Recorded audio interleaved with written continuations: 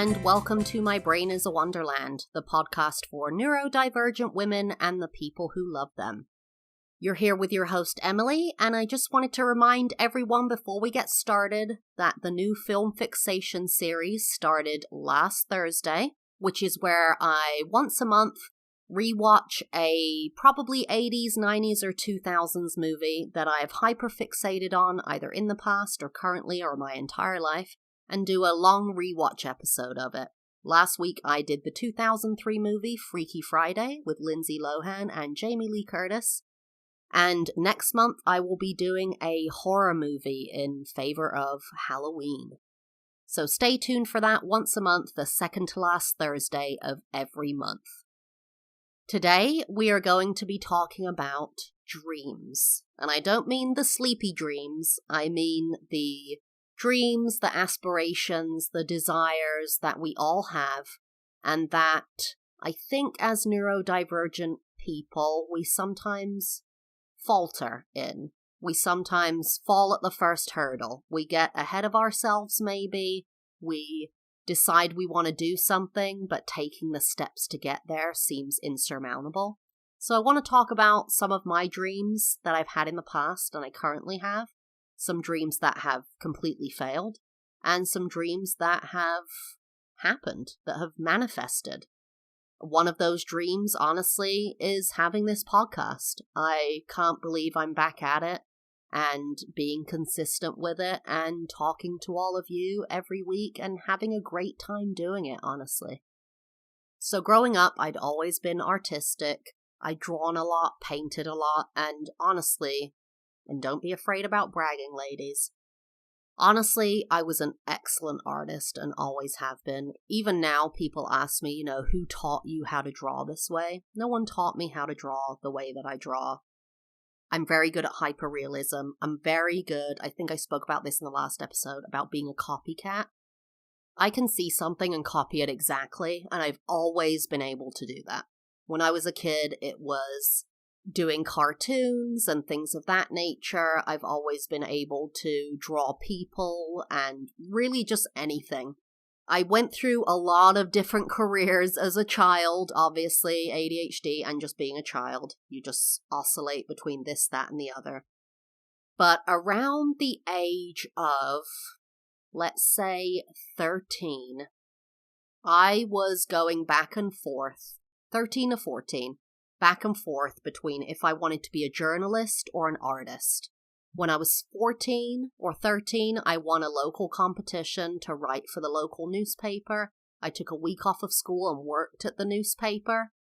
And it was a really amazing experience. And then when I was 14, we had to choose where we wanted to work for our work experience for a week or so during school. And I picked a magazine off of Oxford Street in London. If anyone remembers it, Sugar Magazine. That's where I did my internship. Oh my god, I was so excited. I saw someone interview Usher, I remember at the time, and it was like life-changing. But I was oscillating at the time between being a journalist and being an artist. And I did end up being a journalist for a while. I will talk about that in an episode because there are reasons why it worked for my ADHD and didn't work for my autism. At some point, I, said, I'm going to be an artist.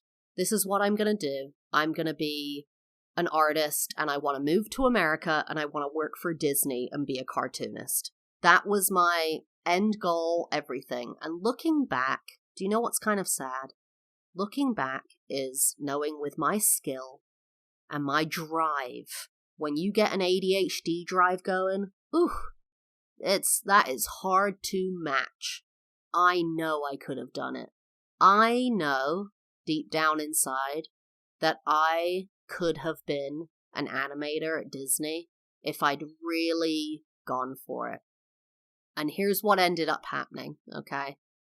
When I was like 15, maybe, I started, and this is gonna sound, if you are under the age of 30, you're going to be like, what is she talking about? Or maybe under the age of 25, I'm not sure.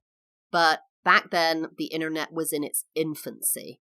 They didn't have these huge websites that had all the information. So you had to request physical prospectus from the website, which is like a manual that has everything in it. So I started requesting from American universities, art universities, the best, the brightest, the biggest, and the ones in London, Chelsea, Art School, University of London, things like that. And they started getting delivered to me and my mom's apartment, right? These prospectuses. Prospectus? I don't know. They're the little, like, books, basically, that have all the information about the program, how to apply, blah, blah, blah.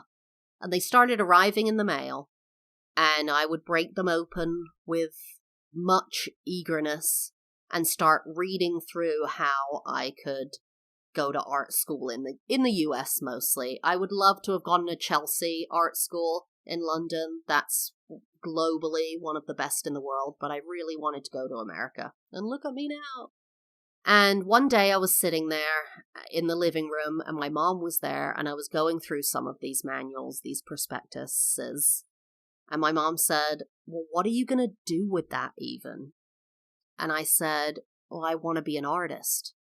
And she's like, that's such a waste. What are you even going to do? Like, ugh. And I'm telling you, I immediately abandoned it in my mind. My RSD, rejection sensitivity dysphoria, reared its ugly head. I'm realizing that now.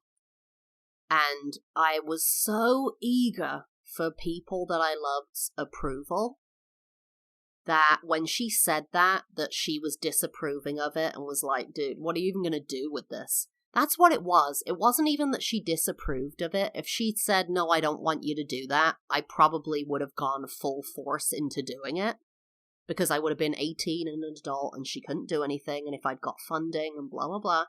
But because she said, what are you even going to do with that? It really freaking hurt me because she's an amazing artist too. And it made me feel like, do you not see the talent that I have? Do you not see how I could be an amazing artist? Do you not see that? And it made me feel like she couldn't see it, that she just thought this is stupid. For some context, though, we grew up very poor. When I say apartment, we lived in government housing in the US. That'd be the projects. I was, in a single family home. My father died when I was 4. He drank himself to death from being an alcoholic.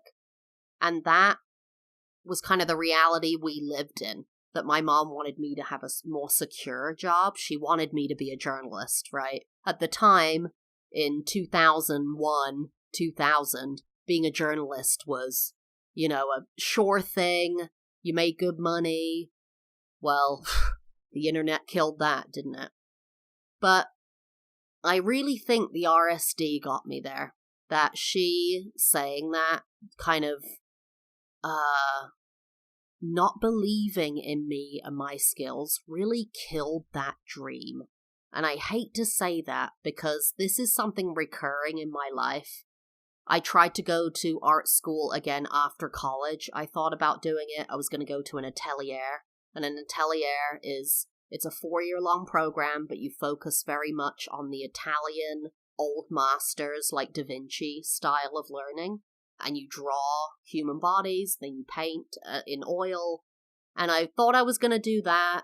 I didn't know how I was going to fund it, but I didn't end up doing that. And it comes up somewhat frequently that I worry that if by the end of my life I haven't gone to art school or done some rigorous art training, that I'm gonna really freaking regret it. And I honestly in some ways hate her for that. I hate her for doing that, for saying that, and then in other ways I hate myself. I hate myself for saying, okay, I guess I'm not doing that now because you said so. It's that RSD that the response is so intense when people say things. And that really bothers me that I couldn't push through that and just say, no, I am doing it, Mom. That's what I'm going to do. So that was really one of my first major dreams and passions that I really wanted to pursue that I just went, I guess not. Another major passion of mine and dream of mine was really to travel the world and see all the things that I wanted to see. I did go and live in China for a few months when I was on my gap year between high school and college. And then after that, my entire focus, because this was after I'd given up the art dream, my entire focus was going abroad. So I knew that in my first year of college, if I went to the study abroad office, I could find out where I could go study abroad. And I did that, and really where I wanted to go was America. America has always been the dream. I know some Americans are like, why? You have free healthcare. Oh, the pastries are so good out there, blah, blah, blah. But America seemed so enticing, exciting. I was obsessed with Sex and the City. I wanted to live in New York. I was obsessed with Friends. I mean, I'm very media obsessed. I wanted to live in LA. I mean, really, when I say I wanted to live in LA and New York, that was really it. That's what I thought of America. The American major cities, right? And I went to the study abroad office and they said you could go to Athens, Greece, hello, or Reykjavik, Iceland, and we'll pay you to do it. I'm like, okay, because we had a European exchangey funded money thing. I was like, that sounds good. What about America? And they said, well, you can go to America anytime, but it's going to cost like $50,000 a year to go. I'm like, okay, what about, free America, you pay me stuff?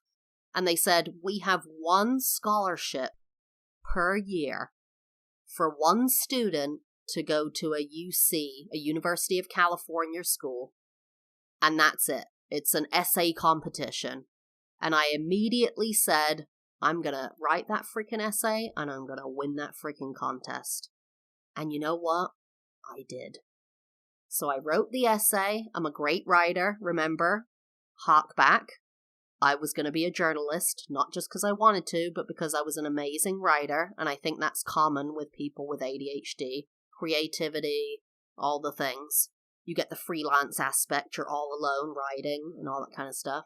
And I wrote the essay, and I got the scholarship, and they said, you can choose to go to any UC school. And immediately I wanted to go to UCLA. And they said, oh, wait, you can go to any UC school, but you have to have a certain amount of funds before you go there. I had student loans from the UK. I don't want to get into it, but they're not like US student loans. Tuition was free for me, and student loans have like a 1% interest each year. Blah, blah, blah. Anyway, they said you need something like $30,000 a year. And I was like, well, I get like $15,000 in student loans a year, so I can't afford that. But UC Berkeley, hello, allows for less. Now I'm not so sure, because Berkeley is by San Francisco, and they are expensive. But basically, I chose UC Berkeley. Ended up going to UC Berkeley for a year. Met my husband. Had a whale of a time. Ended up marrying him. And here we are. I live in America now and have for the past 15 years. But really, this was one of my major dreams that I worked towards. And like I said about the Disney thing, that I know, because of my skills and my desire and my determination, I could have become a Disney animator if I'd really gone for it. I knew that I could win that scholarship, and I knew that I could get here and do this, and I did. And I was going to say living the dream, but here's the thing about when you fulfill your dreams. It's like being an animator for Disney. It's still a job, right? So you become an animator for Disney. You're like, it's the dream. And you're like, right, but you still have a job that you have to show up to 5 days a week. It's still a job. And it's the same thing now. I live in America, but it's living, right? I've been here so long. There are certain things the dream hasn't worn off on. If you take me to an American diner, man, I am giddy like a schoolgirl. American diners drive me wild. There's a drive-in theater several, maybe 15, 20 miles away that I really want to go to, because drive-ins those aren't things outside of the US. There are things in the US I just want to experience. And it's just been amazing. And that's one of my fulfilled dreams that I'm really happy about. Now I want to talk about some tangible and intangible dreams that haven't been fulfilled, but I want them to be fulfilled. And there's some of them that like I said, I know I can do. And I'm speaking to you out there, you neurodivergent people who can overfocus, who can fixate on things. If you want to do something, you really can. And I know you're thinking, yeah, but I have this, I have that. I know. It doesn't have to be tomorrow. But if you just keep consistently, and by consistent, I mean once a year, contributing to something you want to do, you will get there. And I just want people to know that if you have the desire, the passion, the drive, and the fixation, you can get there. And man, is this me talking to myself, trying to hype myself up? It might be. One of the tangible dreams I've had for a long time, and what I want to do is I want to write a book. I want to write a book about kind of like a memoir, but each chapter is a different story. So it's segmented. It's kind of like a nonfiction essay about when I was born, about being 4 years old, about being 12, and just kind of going through my life with these segmented essays. Some will be funny, some will be sad, some, And I really want to start doing that next year when I'm done with grad school. Grad school's taking up a lot of my time, and once grad school's done, I think I'm going to focus on my book. And anyone here who's listening who wants to write a book, you don't need anything to write a book and sell a book except a good frickin' book. You don't need 100 million Instagram followers. You don't need backing from some rich dude. You just need excellent material that you can submit to an agent. That is it. And then the agent will shop it around for you. So that's just some advice from me to you. I'm guessing there's some ADHD people, maybe many, listening right now who would love to write a book or have written a book. It's all about the quality of the material with books still. Books have, especially fiction, a memoir. If you have a non-fiction book, if it's about science, you do need that following. You do need like a PhD in science. But if it's a fiction book or a memoir, it just needs to be quality material. That's it. They don't care. They just want it to be something people want to read. Another tangible goal is me and my husband purchased a house in November 2020 in a city in Florida that has absolutely exploded. We got on our mortgage, I think it's like 1.9% interest. Yeah, let that sink in. I mean, I think it's like 5 to 7% now. And I can't even believe we did that back then. We just pulled the trigger, did it, and it was amazing. And we're in a neighborhood that we absolutely love. But about a block away, literally a block away, are all of these incredible houses that are just gorgeous, bigger than what we're in right now. We're in like a 1,250 square feet house. These houses are like 3,000 plus with, fenced in pools and game rooms and blah, blah, blah. And one of our goals and dreams is to buy a house in that neighborhood. It really is. We walk around that neighborhood and say, we want to get here. And I think my husband feels a little bit like it's never going to happen. And for some reason, maybe it's my neurodivergency, maybe it's just because I know we can do it, I feel like that we're going to buy a house in that neighborhood one day. It might take 10 years, it might take 20 years, but I honestly feel that we are going to own a house in that neighborhood. And you just have to keep working and saving and figuring out where you can do that, I guess. I don't know. We're far away from it, but in my mind, I'm like, we're not that far. I don't know. Another tangible goal is goals for this podcast. I haven't taken on any guests, and that's actually a conscious choice. I really want this podcast to be more like a journal or a diary of my experience. I don't want other people putting in their 2 cents.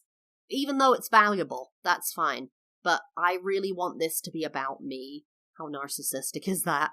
I really want it to just be about my experience, what I'm going through, and what I'm dealing with. And I don't want to, I was going to say muddy, but I don't want to muddy it with other people's interviews and other opinions and points of view. Not to say you shouldn't get other opinions and points of view. I'm just saying what I'm putting out is I want it to be solely me and my project. But I'm telling you right now, if Nicole Byer decides that she wants to be a guest on my podcast, or man, if I could be a guest on her podcast is Why Won't You Date Me? And she is a fabulous comedian and actress who has been diagnosed with ADHD, and she talks about it a lot on her podcast. If you haven't listened to Why Won't You Date Me, it's very explicit. Just want to put that out there. But she talks a lot about ADHD, talking to her therapist, her experience. She loves Sonic the Hedgehog, the movie, because he seems to have ADHD and she relates very much to him, and she cried during that movie. But if anyone listening, hello, knows Nicole Byer or can get me in contact with Nicole Byer or her agent, I would be on cloud 9. The second person that I would be absolutely over the moon to have as a guest, or I don't think she has a podcast or anything, but, and these are totally out there, kind of tangible dreams. Honestly, when I talk about these, I don't feel like, oh, I'm definitely going to get there one day. These feel like unreachable, but I'm putting it out there into the universe because you never know. But Daryl Hannah. And if you are a millennial woman listening, you know, you love, you feel the Daryl Hannah vibes. She, oh my god, Splash, the movie, was defined part of my childhood. Roxanne with Steve Martin, she did Steel Magnolias, she's incredible. My teenage years, I went to a Woolworths in London and took the 12-foot banner for Kill Bill with her on and put it up in my bedroom. She's incredible, and she's autistic. I don't know when she exactly came out about this. She's spoken about it in a couple of interviews. I don't think she was out in the 80s and 90s. Don't quote me on that. I don't think so. But she would be a dream. And here's why. So many people talk about having ADHD, but not many people talk about being autistic. And I spoke about this in the last episode. ADHD is very much like, oh, you lack focus, you talk a lot.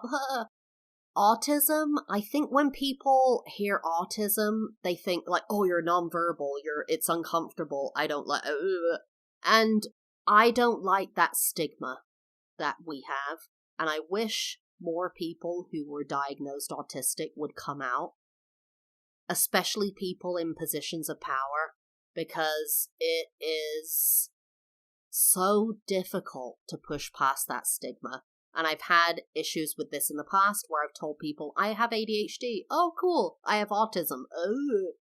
It's really, ugh. But Daryl Hannah is a dream. She is, I love her. I love her as an actress. I love her understated acting, which kind of now makes sense that she's autistic. I don't want to speak for her. Maybe that's a choice and it's not related to her autism.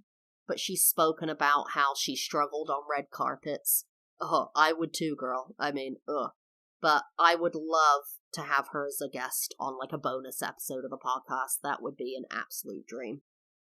Then intangible dreams for me. One of them would be freedom to travel, which I think goes along with the second one. Maybe I should say the second one first. Financial freedom.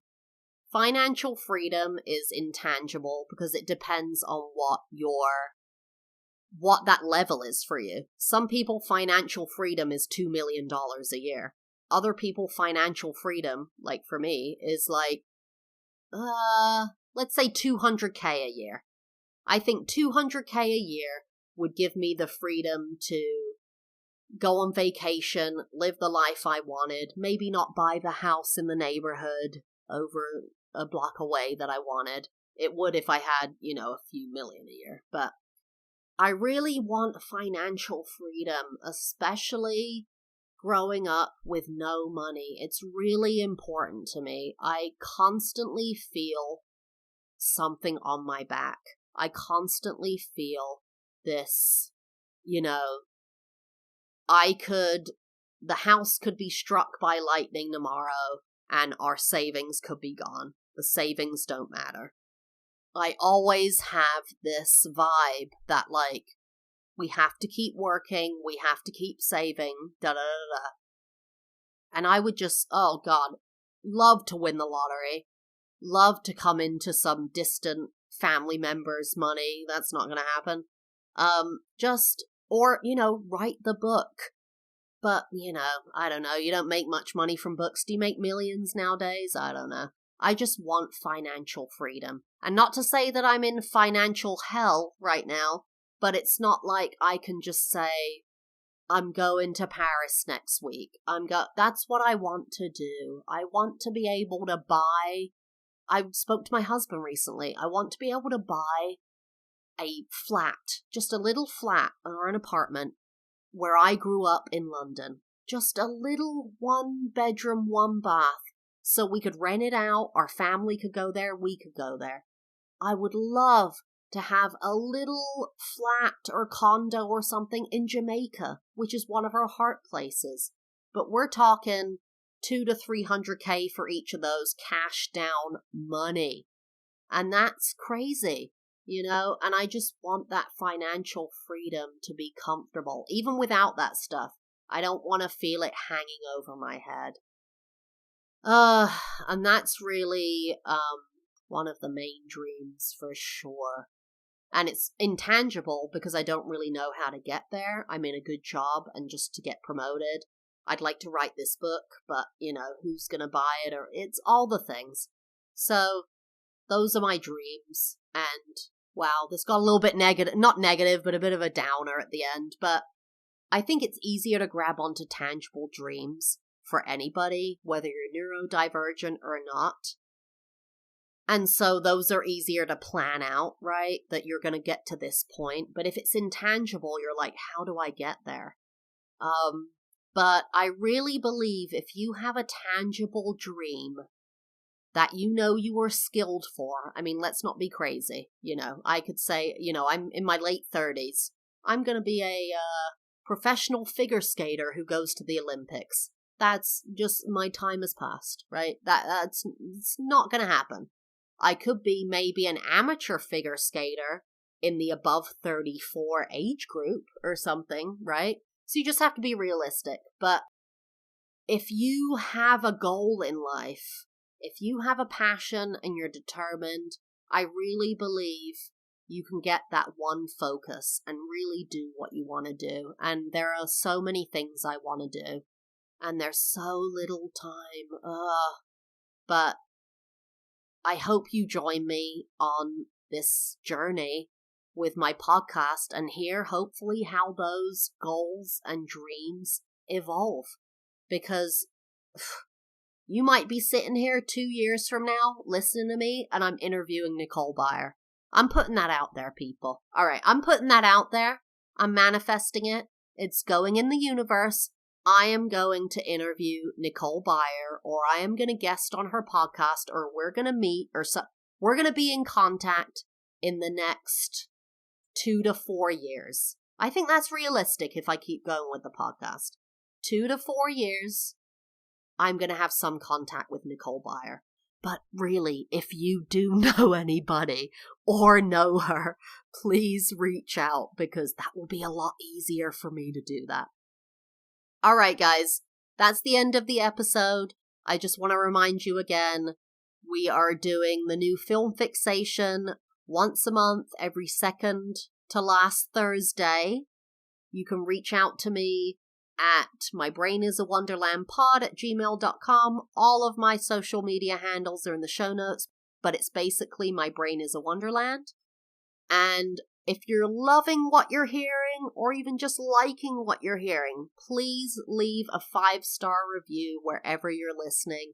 helps get this information out there, helps me to connect to more people like you, and helps create a community that is lasting. And I hope to see you on the next episode of My Brain is a Wonderland, Season 2.